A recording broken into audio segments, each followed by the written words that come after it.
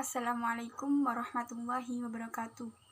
Alhamdulillahirabbil alamin wa bihi nasta'inu ala umuri dunya waddin. Assalatu wassalamu ala asrofil anbiya'i wa mursalin wa ala alihi wa sahbihi ajma'in. Alhamdulillah, pada pertemuan kali ini kita bisa berjumpa lagi dengan keadaan sehat walafiat. Pada pelajaran hari ini kita akan mempelajari pada bab 8 yang berjudul tentang sayang, patuh, dan hormat kepada orang tua dan guru. Bagaimana keadaan kalian adik-adik? Saya harap keadaan kalian baik dan sehat walafiat. Yang diberi sakit semoga cepat sembuh, dan yang masih sehat tetap jaga kesehatan dan kondisi tubuh kita. Pada kali ini marilah kita mulai pembelajaran hari ini dengan bacaan Al-Fatihah agar pembelajaran kali ini berjalan dengan lancar. Ala hadiniyah Al-Fatihah. Alhamdulillah, amin ya rabbal alamin. Pada pembelajaran kali ini saya akan menggunakan metode mind mapping. Saya akan memberikan tugas kepada kalian untuk membuat mind mapping. Kalian tahu mind mapping itu seperti peta konsep, akan tetapi di dalam mind mapping ini membuatnya seperti peta konsep akan tetapi dengan kreasi yang lebih menarik sesuai pemikiran kalian. Seperti ini ya contohnya adik-adik. Seperti ini. Ini kan sekreasi mungkin seperti peta konsep. Di sini nanti itu judulnya, di sini nanti penjelasannya gitu ya. Kalian paham? Kalau ini contoh yang pertama. Contoh yang kedua begini. Jadi kalian membuat peta mind mapping itu sekreasi dan semenarik kalian. Jangan lupa setelah menyimak materi pada kali ini dan simaklah dengan sesama agar kalian memahami pembelajaran kali ini. Bab 8. Sayang, patuh, dan hormat kepada orang tua dan guru. A. Sayang, hormat, dan patuh kepada orang tua. Yang pertama, makna orang tua bagi anak. Orang tua itu memiliki kedudukan yang tinggi dalam Islam. Setiap anak memiliki kewajiban untuk berbuat baik terhadap kedua orang tua. Kasih sayang yang tulus yang diberikan orang tua kepada anak itu tidak sebanding, dan jika dibayar dengan uang itu tidak sebanding juga, karena meskipun uang tersebut bermiliar-miliar, karena pengorbanan orang tua itu sangat berharga bagi anak. Islam mengenal dua macam orang tua yang harus dihormati, yakni orang tua biologis yang telah melahirkan kita dan orang tua rohani yang telah mengantarkan kita mengenal Allah Subhanahu wa Ta'ala. Yang kedua, kewajiban berbakti kepada kedua orang tua. Berbakti dan berbuat baik kepada orang tua, mengasihi, menyayangi, menghormati, mendoakan, taat dan patuh terhadap apa yang mereka perintahkan, termasuk melakukan hal-hal yang mereka sukai. Perilaku tersebut di dalam istilah agama Islam dinamakan birrul walidain. Makna birrul walidain itu sendiri yaitu hak kedua orang tua yang harus dilaksanakan oleh setiap anak, sepanjang keduanya tidak memerintahkan atau menganjurkan kemaksiatan, mengajarkan kemaksiatan atau kemusyrikan. Bahkan kedua orang tua yang musyrik dan kafir itu tetap harus berbakti kepadanya, asalkan orang tua tersebut tidak menyuruh anak tersebut berbuat kemaksiatan.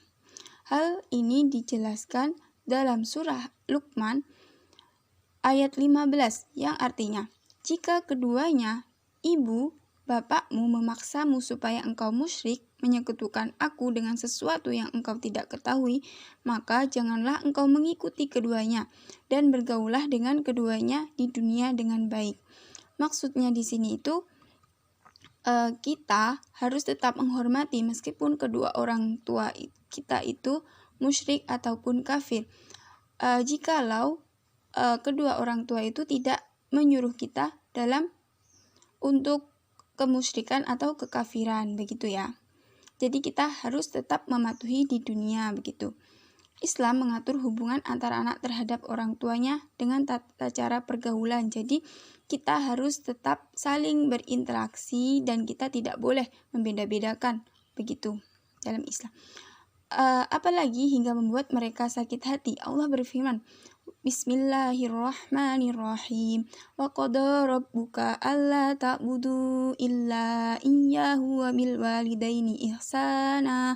Imma yablughanna 'indakal kibara ahaduhuma aw kilahuma fala taqul lahumā uffin wa la tanharhumā wa qul lahumā qawlan karīmā.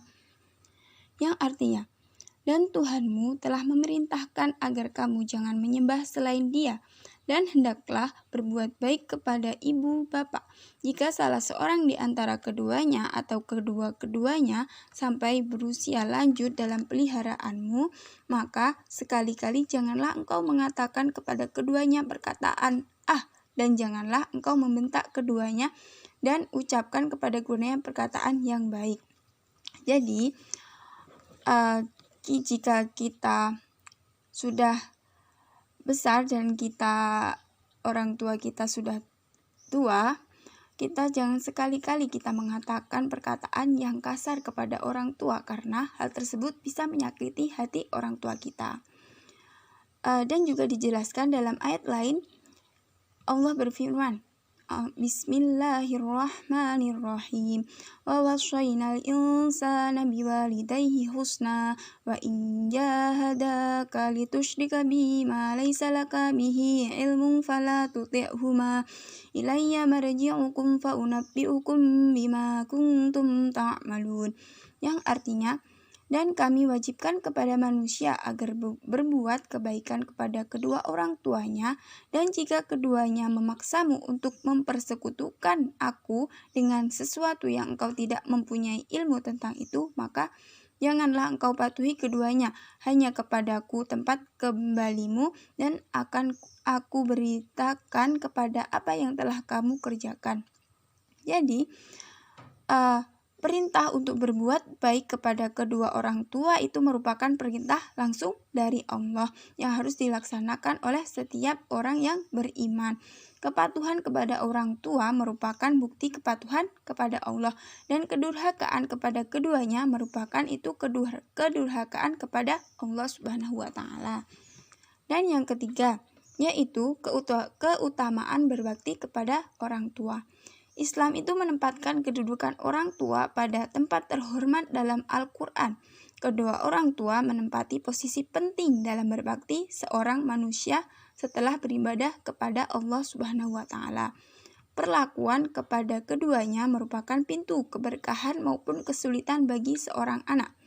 Jika seorang anak itu berbakti dan memperlakukan dengan sebaik-baiknya sebagaimana yang Allah perintahkan, Allah akan memberikan keberkahan kepada hidupnya.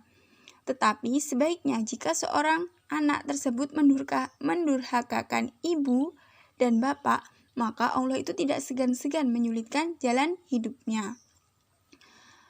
Yang terdapat dalam hadis Rasulullah, Ridallahi fi ridul walidaini wa suhtullahi fi suhtil walidain. Yang artinya, ridha Allah terletak pada ridha orang tua, dan murka Allah terletak pada kemurkaan orang tua. Hadis riwayat Baihaqi. Banyak yang mengemukakan tentang keutamaan berbakti kepada orang tua. Keutamaan akan diperoleh seorang anak baik di dunia maupun di akhirat kelak. Adapun keutamaan yang berbakti kepada orang tua diantaranya, yang pertama yaitu menghapus dosa besar, dan yang kedua yaitu dipanjangkan usia dan dilimpahkan rezeki, dan yang ketiga yaitu akan mendapatkan bakti yang sama dari anak keturunannya. Jadi jika kita berbakti kepada orang tua, insya Allah nanti anak cucu kita akan berbakti kepada kita juga. Jadi saling imbal balik gitu ya. Setelah itu yang keempat yaitu dimasukkan ke dalam surga. Setelah itu yang ke B, hormat dan patuh kepada guru. Makna seorang guru yaitu guru adalah orang yang memberikan pengetahuan sekaligus pendidikan akhlak terhadap murid-muridnya. Ia mengajari cara membaca, berhitung, berpikir, dan sebagainya. Guru juga mengajarkan nilai-nilai moral dan nilai-nilai akhlak yang tinggi kepada murid-muridnya. Ia tidak hanya memberikan pengetahuan saat di sekolah, tapi juga memberikan bimbingan saat dibutuhkan di luar sekolah. Jadi, guru itu tempat kita belajar, di mana seorang guru itu tidak hanya memberikan ilmunya di sekolah saja, akan tetapi guru itu selalu siap jika ada murid yang meminta bimbingannya meskipun di luar jam pelajaran sekolah. Setiap guru itu pasti akan mengajarkan kebaikan yang mungkin tidak didapatkan seorang anak dari orang tuanya di rumah.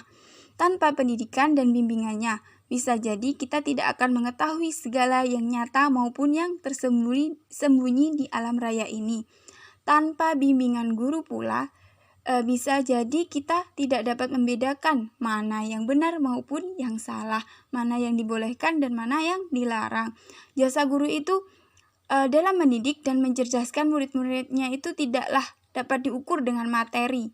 Berkat jasa gurulah kita menjadi terpelajar sampai sekarang ini. Dalam ajaran Islam, guru atau ulama adalah orang yang memiliki pengetahuan luas dibanding dengan orang lain. Ia merupakan pewaris para nabi dan menyampaikan kebaikan kepada orang lain. Allah Subhanahu wa taala berfirman, Bismillahirrahmanirrahim. Innama yakhsyallaha min ibadihil ulama. Innallaha azizun ghafur. Yang artinya, di antara hamba-hamba Allah yang takut kepadanya hanyalah para ulama. Sungguh Allah Maha Perkasa, Maha Pengampun. Quran Surat Fatir ayat 28.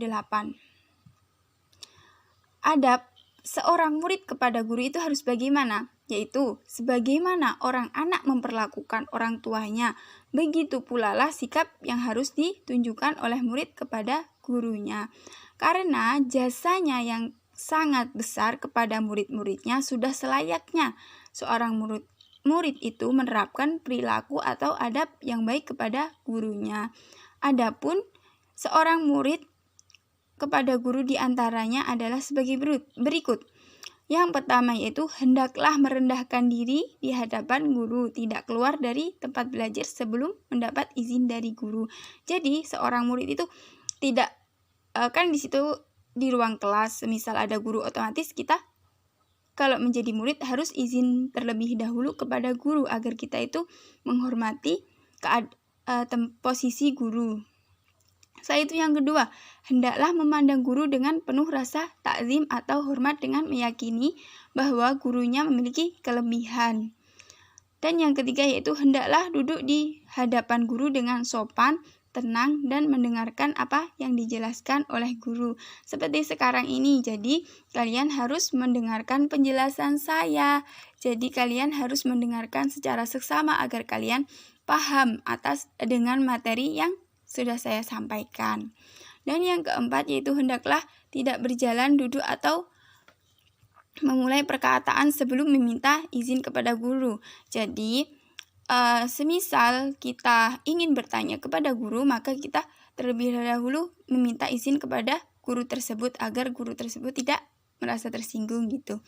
Dan yang kelima yaitu patuh terhadap perkataan dan perintahnya.